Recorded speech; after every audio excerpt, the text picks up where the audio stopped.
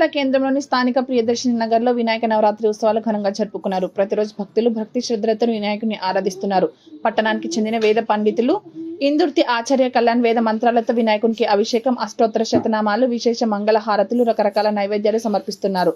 కాలనీకి చెందిన మహిళలు ప్రతిరోజు లలిత సహస్రనామాలు పారాయణం చేస్తున్నారు. భక్తులకు మండలికి చెందిన నిర్వాహకులు ఎలాంటి లోటు లేకుండా అన్ని వసతులు కల్పిస్తున్నారు. 2 రోజులు వర్షం కారణంగా ఎక్కువగా రాని భక్తులు శనివారం అధిక సంఖ్యలో రావడం వల్ల వినాయక మండపం వద్ద భక్తులతో కిటకిటలాడింది. పూజ అనంతరం భక్తులకు తీర్థ ప్రసాదాలు, ఆశీర్వచనాలు పండితులు అందించారు.